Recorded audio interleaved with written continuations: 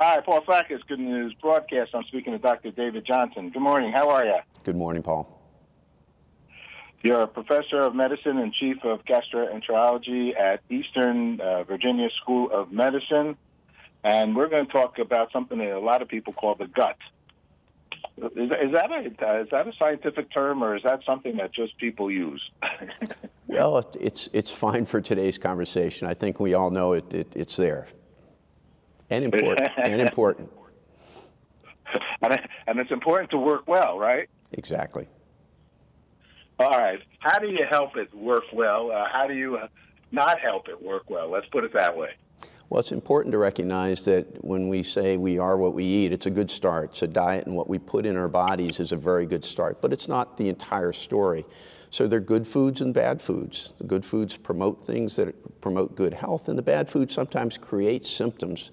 And in gut health, this means things like irregularity or gas or bloating. It may be very disruptive to the way we work, the way we feel, the way we think. So there are a variety of foods that sometimes we don't tolerate well, and there are other foods that we ingest that are just bad choices.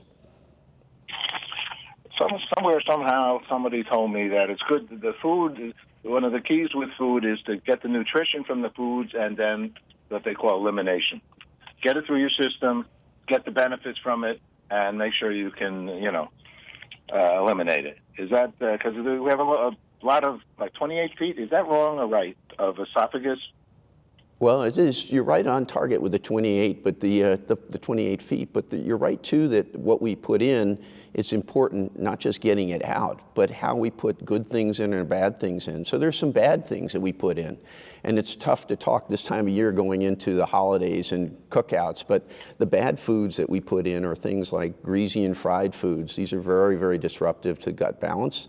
Things that are highly processed. So the chips and dips and the nachos that you put out for your cookouts may not be the best choice, and certainly aren't the best choice.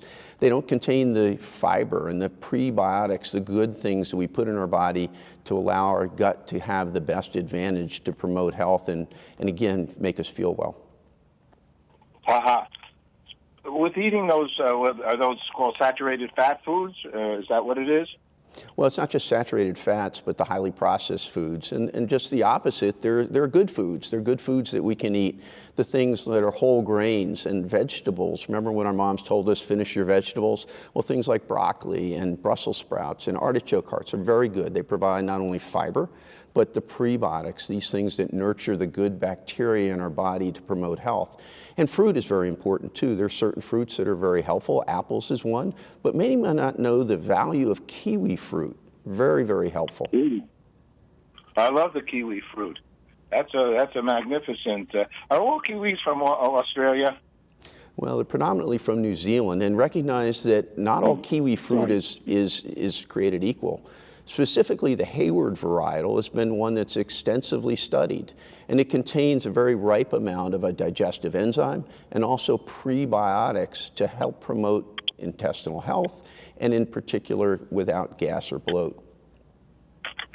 A kiwi seems to me like it can also last a long time. Do you know how to, like fruit is important probably to make sure it doesn't spoil, right? And is that I always see, when you get it, it's usually the actual fruit, it's out. It's not refrigerated. How do you take care of a kiwi? Yeah, I don't know exactly how you take care of a kiwi, but there are now new products that are potentially available that can bring the value of this kiwi fruit to you. Because, again, sometimes we don't have the time or the balance in our diet, which is very much the key standing of what we should do, good balance and good diet. But sometimes we can't achieve that. And so there is a new dietary supplement that's available, and this brings us the value of this Hayward varietal kiwi fruit. It's is known as Senokot Kiwi Balance by Avrio Health, and I'm on behalf of them here today to discuss digestive health. But this is a product, it's a proprietary blend of freeze-dried kiwi pulp that provides the digestive enzymes and these good prebiotics, and this helps support digestion and regularity without gas and bloating. Actually, in the materials that I received, there was a website. It was called KiwiBalance.com. So I went to the website, and it says a dietary supplement, natural enzyme probiotic with kiwi fruit. Now, I haven't tried it, but I love the taste of kiwi. So I'm going to have to give that a shot. Well, I'll tell you, I've tried it, and it tastes like kiwi, so I think you're going to like this. But I agree with you. Go to KiwiBalance.com to get more information and see where it's available to you now. Give me an idea why are you a gastroenterologist? What interested you about the body, or at least that part of the body? Well, again, we are what we eat. I like to see what all aspects of the digestive tract do to our day-to-day balance. I see patients with digestive imbalance all the time. There's a lot of people with that out there. Some of it's preventable, and sometimes we need to be more proactive in the way we feel.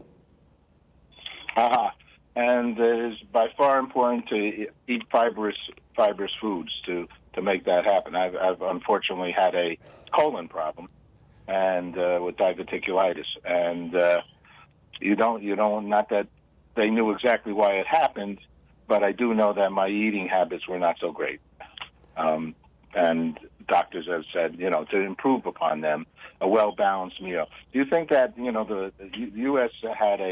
used to have a governmental kind of thinking about what you should eat, how much meat, how much fruits, how much vegetables? Do you think that still holds up?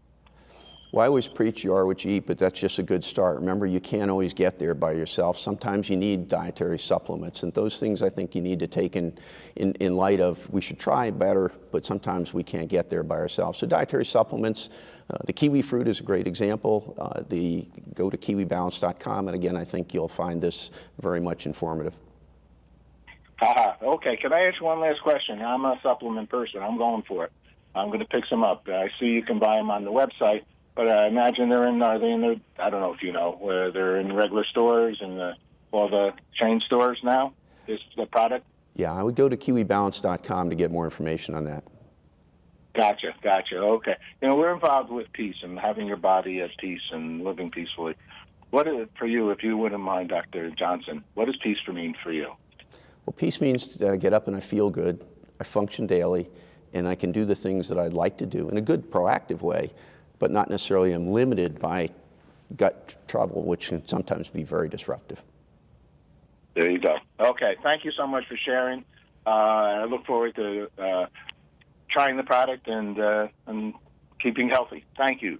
Thanks for good questions.